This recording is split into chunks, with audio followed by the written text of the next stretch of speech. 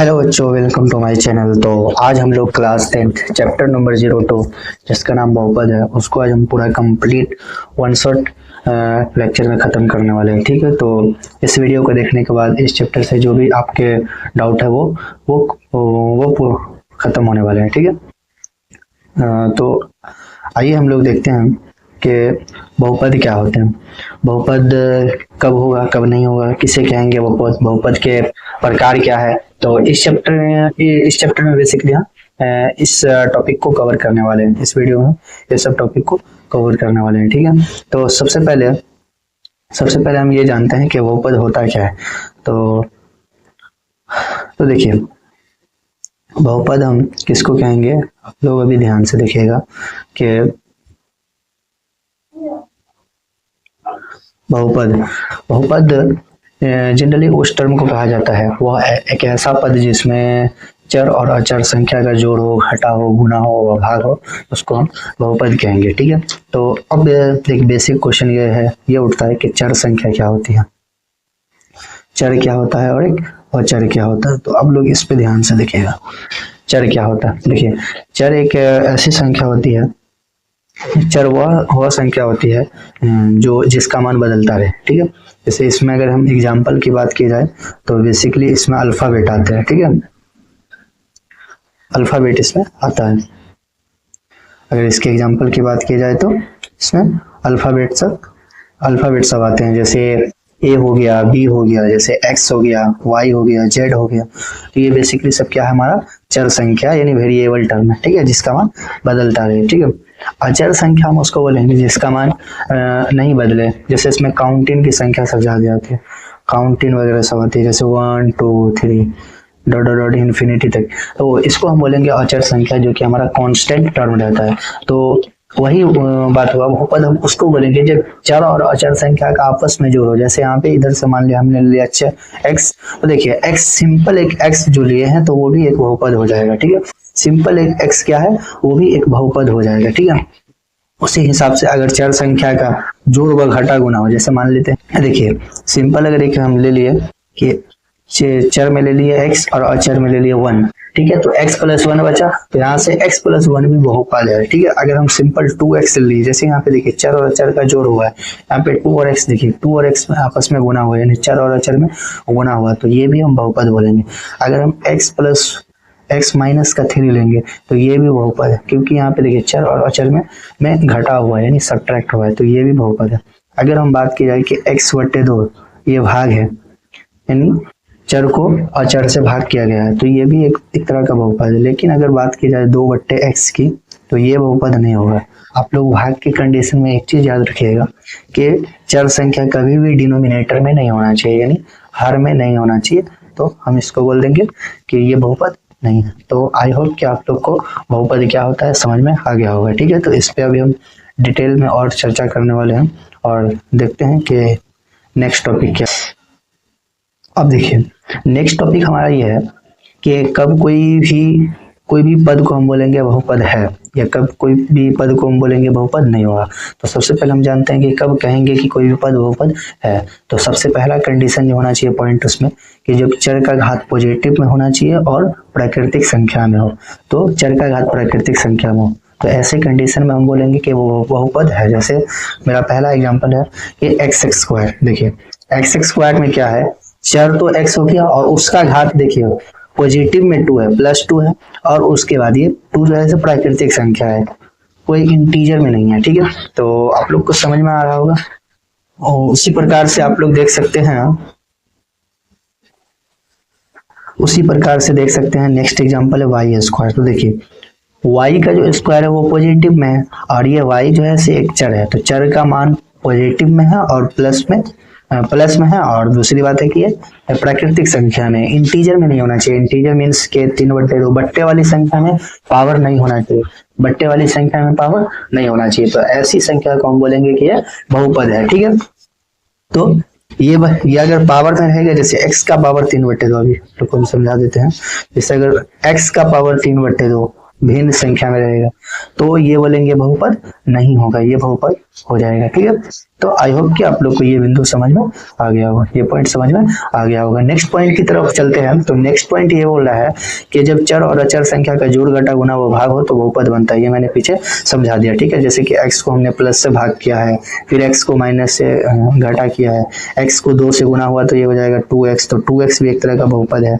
यहाँ से x/2 या x/3 कुछ भी ले सकते हैं, तो ये भी एक बहुपद है। बस ये इसमें नोट करने वाली ये बात है कि जैसे 3/x या फिर 5/y, ये चर अगर नीचे में आ गया, बट्टा के डिनोमिनेटर में आ गया, तो हमारा बहुपद नहीं होगा। ठीक है, तो आप लोग ये इंपॉर्टेंट पॉइंट है, आप लोग इसको अच्छे से देखिए, ध्यान दीजिए, ताकि आप लोग के बोर्ड एग्जाम में कोई भी क्वेश्चन नहीं टूटे, क्योंकि यहाँ से एक क्वेश्चन पूछता है। इस तरीके से क्वेश्चन पूछेगा कि निम्नलिखित में कौन बहुपद है, 4 ऑप्शन दिया रहेगा, और तो वो चारों में से आपको करेक्ट आंसर चुनना है। ठीक है, तो आई होप कि आप लोग को बहुपद कब बहुपद होगा ये समझ में आ गया होगा। ठीक है, तो नेक्स्ट पॉइंट की तरफ चलते हैं। नेक्स्ट पॉइंट ये हम देखेंगे कि कोई भी पद को हम कब बोलेंगे कि वो जो है बहुपद नहीं होगा। तो सबसे पहली बात, अगर उसका घात निगेटिव हो, पहला पॉइंट में देखिए, अगर घात उसका निगेटिव हो और भिन्न संख्या में हो, जैसे मान लिया y का पावर -2, तो ये बहुपद नहीं होगा। y का पावर 2/3 या y का पावर 5/2, तो इस तरीके देखिए, बट्टे वाली संख्या में अगर पावर में हो तो बहुपद नहीं होगा। आप लोग ध्यान में रखिएगा। ठीक है, अगर जैसे एक टर्म दिया जाए इस तरीके से कि क्वेश्चन ये पूछा जाए कि x² प्लस का 3x, तो ये तो देखिए बहुपद है ये, क्योंकि इसमें देखिए चर का घात जो है पॉजिटिव में है और यहाँ भी कि चर का घात एक पॉजिटिव में है, तो ये बहुपद हो जाएगा। बट अगर फिर एक क्वेश्चन दिया जाए कि x का पावर -2 प्लस का x प्लस का 3, तो क्या ये बहुपद है? तो जवाब आना चाहिए कि ये बहुपद नहीं हुआ, क्योंकि देखिए पहला जो चर का घात है वो निगेटिव में है, तो ये बहुपद नहीं होगा। ठीक है, तो इसी प्रकार से अगर और क्वेश्चन पूछा जाए कि x का पावर 2/3 या फिर 1 मिनट, जैसे क्वेश्चन पूछा जाए कि x का पावर 5/7 प्लस का x का पावर 2 प्लस का 3x प्लस का 1, क्या ये बहुपद है? तो ये भी बहुपद नहीं होगा, क्योंकि पहला टर्म जो इसका है वो भिन्न संख्या के रूप में इसका पावर दिया हुआ है।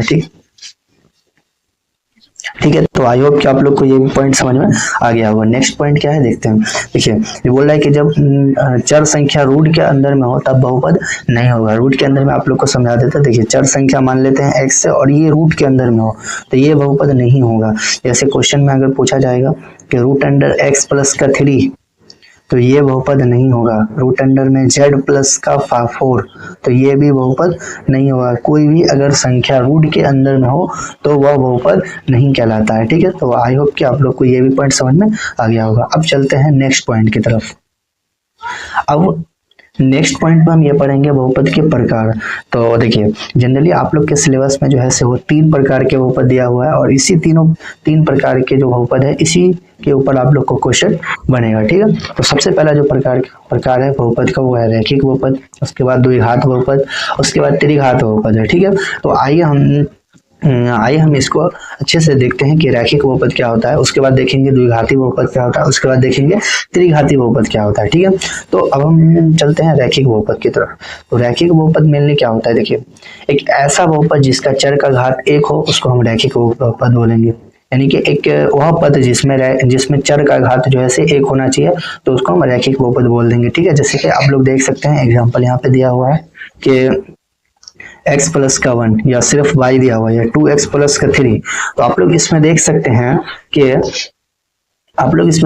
हैं कि जैसे x प्लस का 1 है तो x का घात देखिए, x के ऊपर में कुछ नहीं है तो कुछ नहीं है, तो ये हम मानकर चलते हैं कि कुछ नहीं है तो 1 दिया हुआ है यहाँ पे। ठीक है, उसी प्रकार से 2x प्लस का 3, तो 2x प्लस में क्या 3 में देखिए चर का घात देखिए कुछ नहीं है तो 1 मानकर चलते हैं, तो ऐसे बहुपद को हम क्या बोलेंगे? रैखिक बहुपद बोलेंगे। ठीक है, तो आप लोग को समझ में आ गया होगा कि रैखिक बहुपद क्या होता है। ऐसा बहुपद जिसमें चर का घात 1 हो उसको रैखिक बहुपद बोला जाएगा। अब देखिए सिर्फ y जो है से वो भी एक रैखिक बहुपद है, लेकिन ये एक पदी है क्योंकि इसमें एक ही पद है। लेकिन 2x प्लस का 3 इसमें ये द्विपदी है क्योंकि इसमें दो पद है। x प्लस का 1 द्विपदी है क्योंकि इसमें दो पद है। ठीक है, y का पावर 1 ये रैखिक बहुपद है लेकिन एक पदी है। ठीक है, तो आप लोग को समझ में आ गया होगा। अब चलते हैं नेक्स्ट पॉइंट की तरफ। नेक्स्ट पॉइंट ये बोल रहा है कि रैखिक बहुपद में शून्यकों की संख्या एक होती है। रैखिक बहुपद में शून्यकों की संख्या कितनी होती है? एक होती है। आप लोग को ऑब्जेक्टिव क्वेश्चन में पूछा जा सकता है कि रैखिक बहुपद में चर का घात होता है, तो आप लोग बताइएगा एक। उसी प्रकार से ऑब्जेक्टिव में ये भी पूछेगा कि रैखिक बहुपद में शून्यकों की संख्या होती है, तो आप लोग बताइएगा एक। ठीक है, एग्जाम्पल से समझते हैं कि शून्यक होता क्या है, शून्यक निकालेंगे किस तरीके से, और एक कैसे निकलता है, एक ही शून्यक क्यों निकलता है, एक ही शून्य क्यों निकलता है, ये भी हम इस पे देखते हैं। जैसे एग्जांपल भी देखिए, सबसे पहला जो एग्जांपल है वो है x प्लस का 1, उसके बाद दूसरा है 2y माइनस का 1। ठीक है, तो अब हम चलते हैं नेक्स्ट पॉइंट की तरफ और देखते हैं कि इसका शून्य कैसे निकालेंगे। जैसे x प्लस 1 का भी हम शून्य निकालेंगे, 2y माइनस का 1 इसका भी शून्य निकालने वाले हैं। ठीक है, देखिए एग्जाम्पल में हम सबसे पहले हमने x प्लस 1 का शून्यक निकालना है। आप लोग देखिए शून्यक निकालने के लिए सबसे पहले क्या करना है, जो भी बहुपद हमको दिया रहेगा उसको पहले लिख लेना और उसके बराबर में जीरो लगा देना है, क्योंकि शून्यक निकालना है। शून्यक का मतलब होता है जीरो, और शून्यक का एक बेसिकली ये भी मतलब होता है कि बहुपद में जो भी चर संख्या दिया है, जो भी चर दिया हुआ है, उसका हमको एक्चुअली में मान को जैसे क्या करना, फाइंड करना, मान उसका वैल्यू निकालना है, उसके वैल्यू को फाइंड करना है। जैसे इसमें देखिए चर संख्या कौन है, x प्लस का 1 है, इसमें चर जो है से x है, तो हमको x का वैल्यू फाइंड करना है इससे शून्यक निकालने से। तो शून्यक निकालने के लिए जब भी बोला जाए तो बहुपद लिखने के बाद उस बराबर में इक्वल में जीरो कर देना है। ठीक है, यहाँ से अब इनको सॉल्व करेंगे अगर, तो x is equal to 0, plus 1 उधर गया तो minus 1, x is equal to 0 में से 1 घटा तो माइनस का 1 आ गया। तो आप लोग देख सकते हैं x का एक ही मान निकला है जो कि -1 है, तो एक ही मान निकलेगा। रैखिक बहुपद में क्या होगा, x का एक ही वैल्यू निकलेगा। ठीक है, एक ही मान निकला है। यहाँ पे भी देख सकते हैं x का एक ही वैल्यू निकला है जो कि -1 है, तो इस तरीके से शून्यक निकाला जाता है। तो आप लोग यहाँ से भी देख सकते हैं कि रैखिक बहुपद का हमेशा एक ही शून्यक निकलता है, यानी x का वैल्यू यहाँ पे निकला -1। ठीक है, अब नेक्स्ट एग्जांपल जो हमारा है वो देखिए, नेक्स्ट एग्जांपल में है 2y माइनस का 1।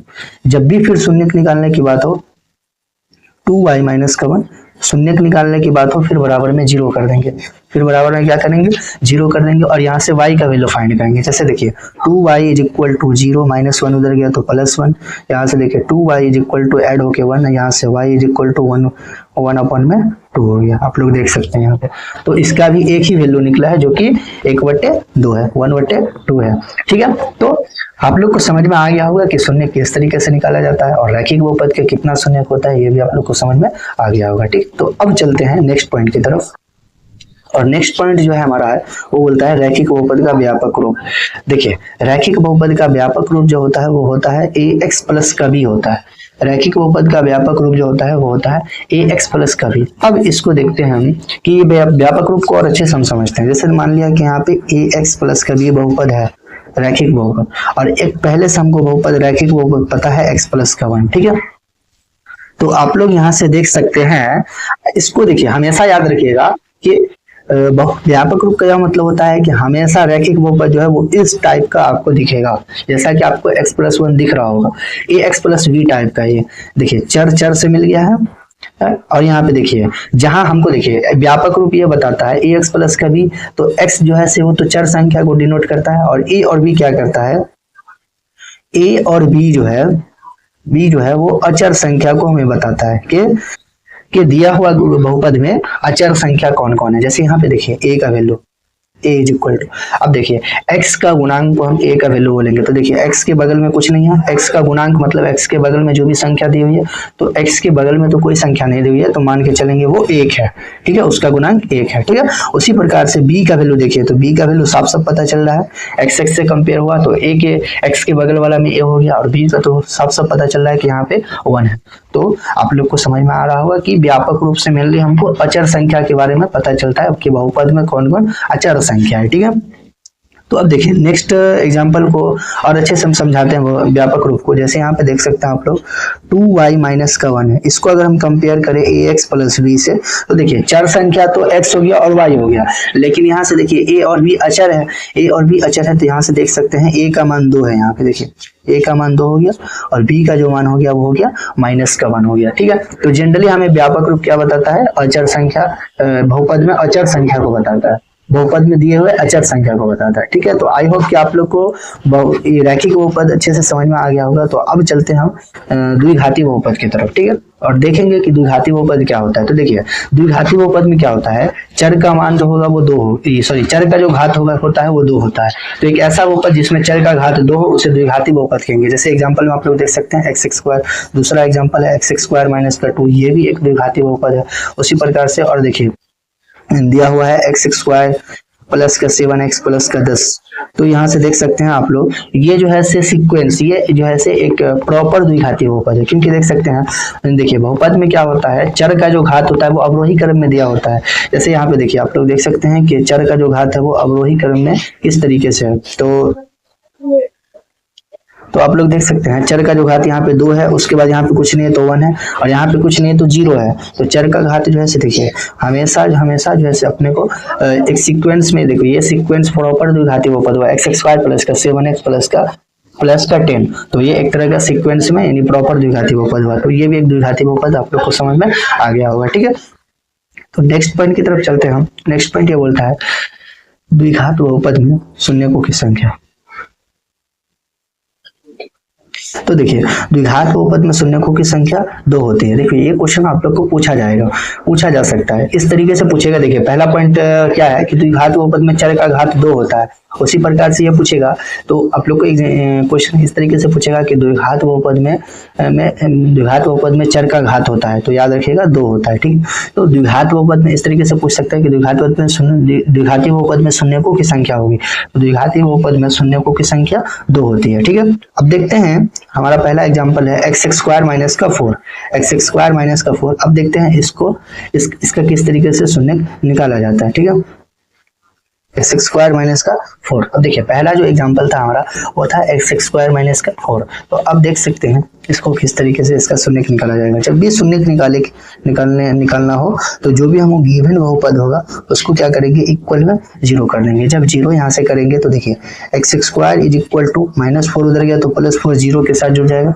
यहाँ से देखिए स्क्वायर अगर हटाएंगे तो अंडर रूट में 4 आएगा, और क्योंकि बहुपद चैप्टर पढ़ रहे हैं तो आगे में प्लस माइनस लगेगा। ठीक है, तो आप लोग देख सकते हैं x इज इक्वल टू यहाँ से 2 का जो है से हमारे पास 4 का जो वर्गमूल निकलेगा वो 2 निकल जाएगा। तो देख सकते हैं x इज इक्वल टू एक बार +2 हो गया और एक बार -2 हो गया। ठीक है, तो आप लोग को समझ में आ गया होगा कि इसका शून्य किस तरीके से निकाला जाता है। देखिए शून्य जो है से यहाँ से देखिएगा द्विघात बहुपद में x का जो वैल्यू है वो 2 को मान आया हुआ है। सबसे पहले एक तो +2 है, उसके बाद दूसरा -2 है, तो इसलिए हम बोलते हैं कि द्विघात बहुपद में जो शून्यकों की संख्या होती है वो 2 होती है। ठीक है, आई होप कि आप लोग को शून्य की संख्या कितनी होती है ये समझ में आ गया होगा, किस तरीके से निकाला जाता है वो भी समझ में आ गया होगा। ठीक है, तो नेक्स्ट इसका एग्जाम्पल जो था उसको अब हम देखते हैं। जो इसका नेक्स्ट एग्जाम्पल था वो था y² माइनस का 64। ठीक है, अब देखिए शून्य निकालना है तो सबसे पहले इक्वल में 0 करेंगे। यहाँ से देखिए y का वैल्यू फाइंड करेंगे अगर तो +64 उधर गया तो इधर -64 उधर गया तो +64।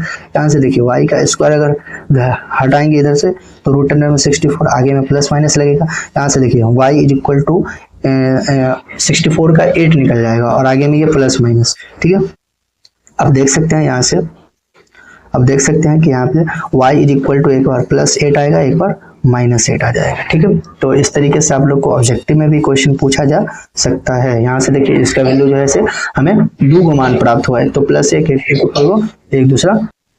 ठीक है, तो आप लोग को शून्य किस तरीके से निकाला जाता है ये भी आप लोग को समझ में आ गया होगा। ठीक है, तो अब हम चलते हैं नेक्स्ट टॉपिक की तरफ।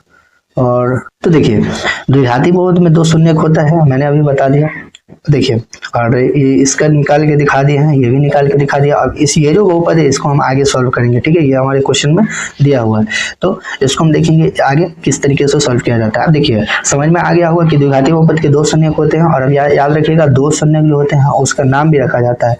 तो दो शून्यक, एक हम अल्फा मानकर चलते हैं और दूसरा बीटा मानकर चलते हैं। तो ये देखो अल्फा और बीटा आप लोग को के पेपर में आएगा ही आएगा, कहीं ना कहीं अल्फा बीटा आप लोग को दिख ही जाएगा, ठीक है। तो इससे रिलेटेड कुछ फॉर्मूला होते हैं, अब हम उसको देखने वाले हैं। क्या, अब देखिए द्विघाती बहुपद के ऊपर में जो है से कुछ फॉर्मूला है जो कि अल्फा बीटा के ऊपर है, इंपॉर्टेंट फॉर्मूला को भी हम देखने वाले हैं। जैसे कि देखिए द्विघाती बहुपद में शून्यकों का योग, अब देखिए द्विघाती बहुपद में क्या होता है, दो शून्यक निकलता है। तो अब वही बोल रहा है ये पॉइंट में कि द्विघाती बहुपद में शून्यकों का योग क्या होगा, यानी कि अगर दो शून्यक निकलेगा वो दोनों का जोड़ क्या होने वाला है। तो देखिए हमने मान रखा है कि एक शून्यक अल्फा होता है और दूसरा शून्यक बीटा होता है, ठीक है।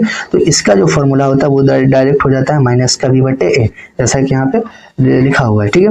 देख सकते हैं आप लोग कि alpha plus beta is equal to minus का बी बट्टे a, alpha plus beta is equal to minus का बी बट्टे ए, ठीक है। तो आप लोग को ये पॉइंट समझ में आ गया होगा।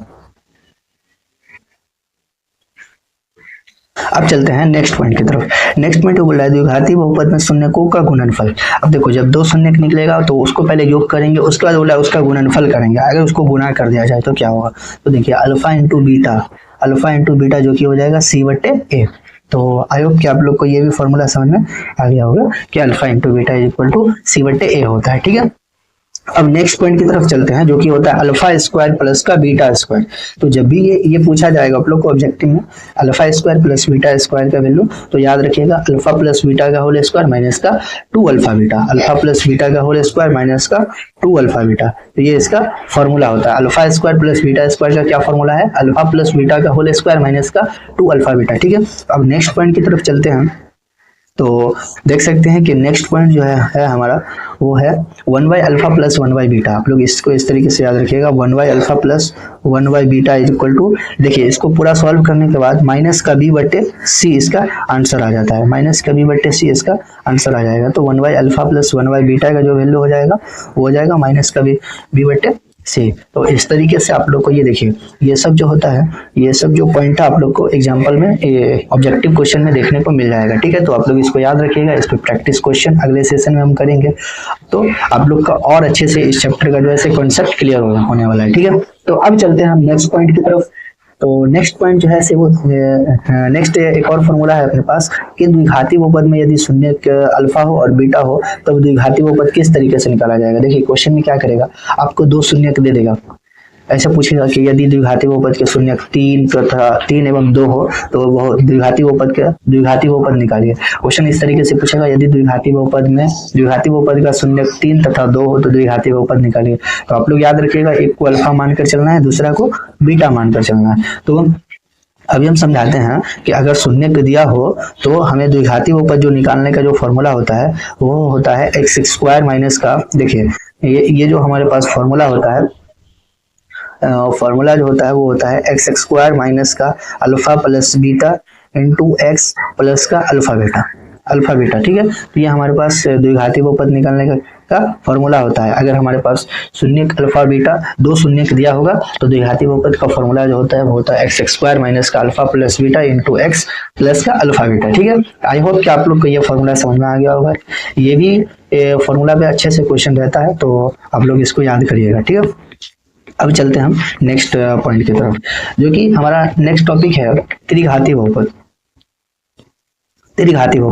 आप लोग याद रखिएगा रैखिक बहुपद हमने कर लिए, द्विघाती बहुपद भी हो चुका है। अब चलते हैं त्रिघाती।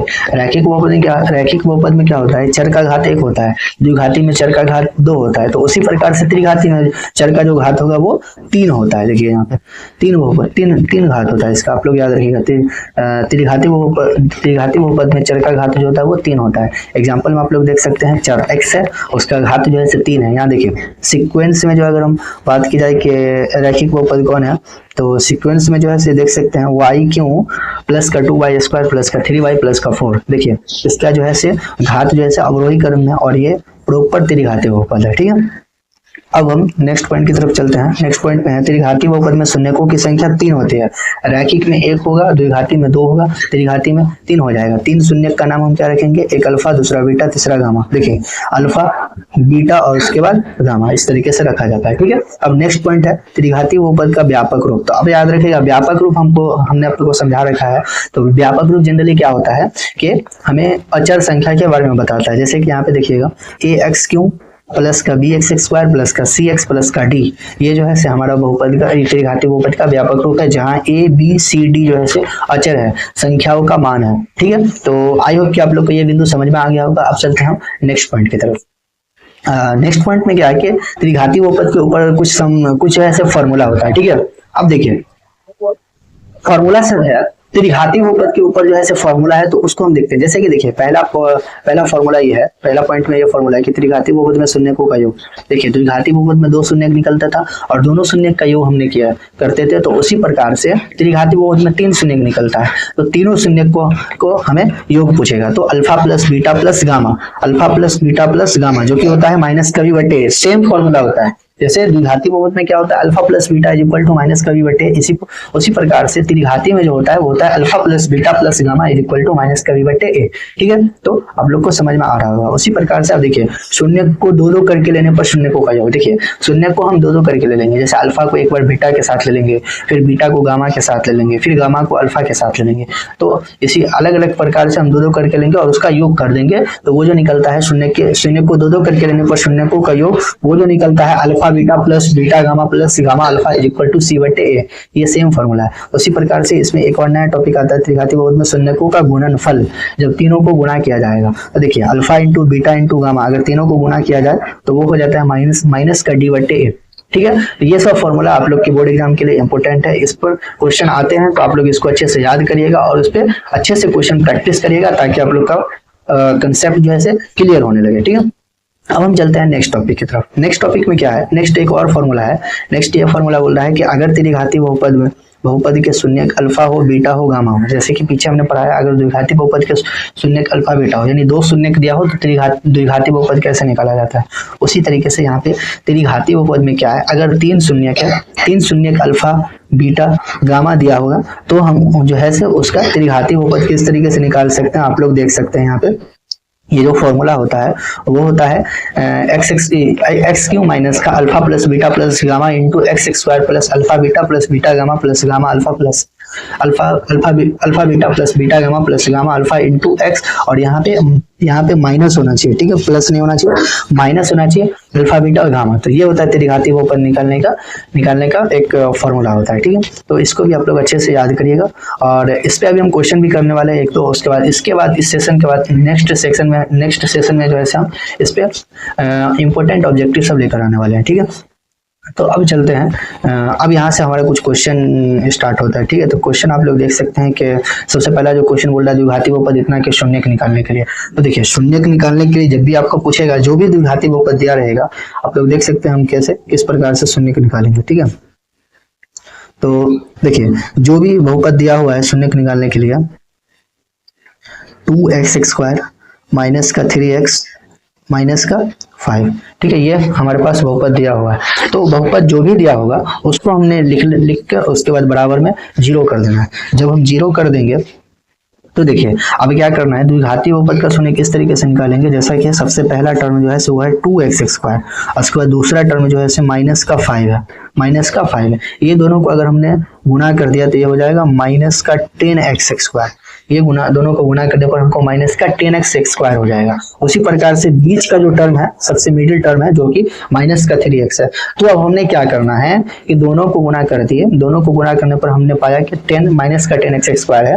तो अब हमने मिडिल टर्म को क्या करना है कि 2 संख्या में इस तरीके से तोड़ना है कि गुणा करने पर माइनस का 10x² होना चाहिए और जोड़ने या घटाने पर माइनस का 3x आना चाहिए। तो 2 संख्या अपने मन में इस तरीके से सोचना है कि दोनों को गुणा करने पर माइनस का 10x² स्क्वायर, और वो दो संख्या को अगर या तो जोड़ा जाए या तो घटाया जाए तो माइनस का 3x आया जाए। ठीक है, तो ऐसी दो संख्या हम देख लेते हैं कि 5 हो सकता है, 2 हो सकता है, क्योंकि 5 में से अगर 2 को सब्ट्रैक्ट करेंगे तो वो 3x हो जाएगा। अब देखिए बड़ी वाली संख्या पे माइनस लगा देंगे, छोटी वाली संख्या पे प्लस लगा देंगे, तो अब माइनस का 3 यहाँ पे हो जाएगा।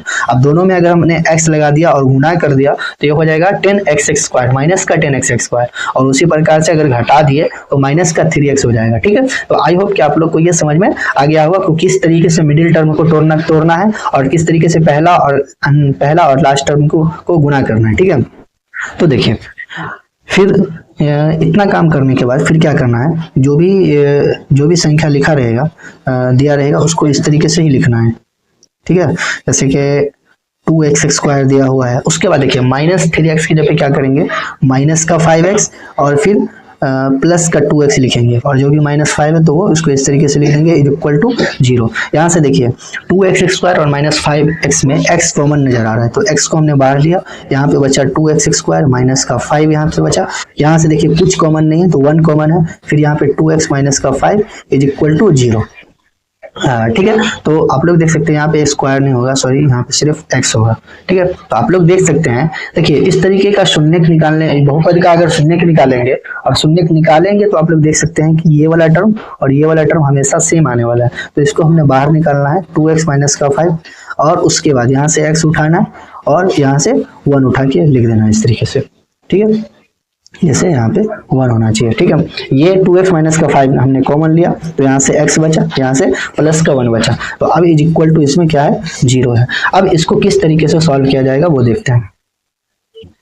तो देखिए इतना सॉल्व करने के बाद अब हम जो क्या करेंगे, 2x माइनस 5 को क्या करेंगे, इज इक्वल टू 0 कर लेंगे, इसको लेंगे और इसको 0 के बराबर करेंगे। यहाँ से अगर x का वैल्यू निकालेंगे तो 5/2 हो जाएगा, -5 बदल गया तो +2 और ये 2 नीचे आ जाएगा, तो x का जो एक वैल्यू निकला वो 5/2 निकला। उसी प्रकार से x + 1 जो है इज इक्वल टू 0 करेंगे, फिर इसको बराबर 0 करेंगे, तो यहाँ से x is equal to minus of 1 निकलेगा। तो आप लोग देख सकते हैं x का 2 वैल्यू निकला, तो द्विघाती बहुपद है इसलिए 2 वैल्यू निकलेगा, अगर रैखिक रहेगा तो 1 निकलेगा, त्रिघाती रहेगा तो 3 निकलेगा। ठीक है, तो आई होप कि आप लोग को ये क्वेश्चन समझ में आ गया होगा कि द्विघाती बहुपद का शून्य किस तरीके से निकाला जाता है। ठीक है, अब चलते हैं हम नेक्स्ट पॉइंट की तरफ।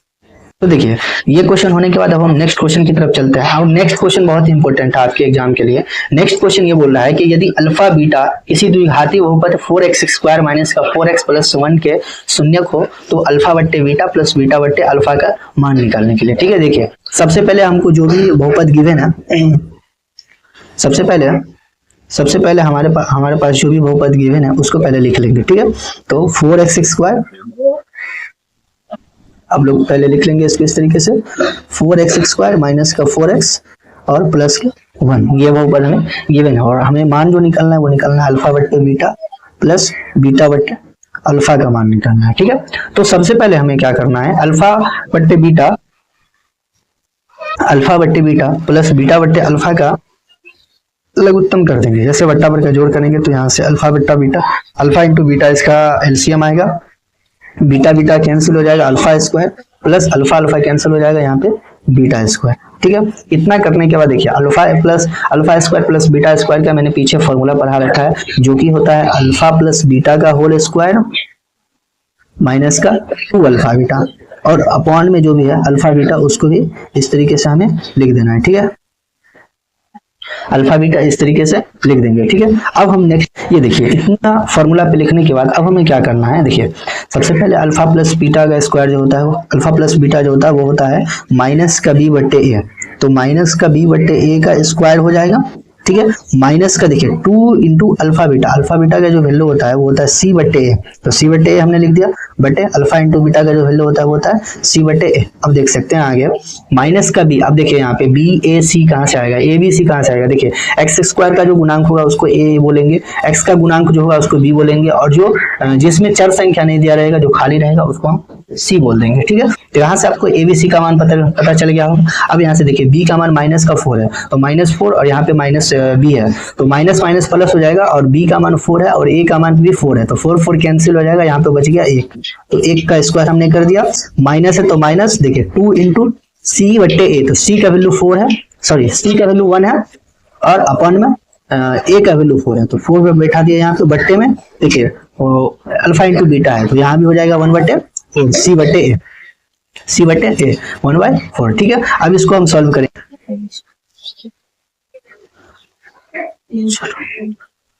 तो देख सकते हैं यहाँ से 1 का स्क्वायर 1 हो जाएगा, माइनस का 2 जब 4 कटने वाला है यहाँ से, तो और 1/2 और नीचे में जो भी है 1/4, तो उसको हम इसी प्रकार से लिख देंगे। अब क्या करेंगे, एक बट्टा में कुछ नहीं तो एक दे देंगे और यहाँ पे इसका एलसीएम निकालेंगे और इसका एलसीएम 1 और 2 का 2 आ जाएगा, उसको सॉल्व करने पर 2 माइनस का 1/2, उसके बाद नीचे में 1/4 तो 1/4 हो जाएगा। ठीक है, अब देखिए 2 में से अगर हम 1 को सब्ट्रैक्ट करेंगे तो 1 बचा, यहाँ पे 1/2 और इसके बट्टे में जो है 1/4 दिया हुआ है। ठीक है, अब हम आगे इसको सॉल्व करेंगे। देखिए आगे इसको अगर हम सॉल्व करेंगे तो देखिए 1/2 और देखिए भागा है तो उसको मल्टीप्लाई में बदलेंगे, तो 4 जो है नीचे वाला वो ऊपर चला जाएगा और 1 जो है से नीचे जाएगा। देखिए 2 जब 4 कट गया और फाइनल आंसर जो इसका निकला वो 2 निकला।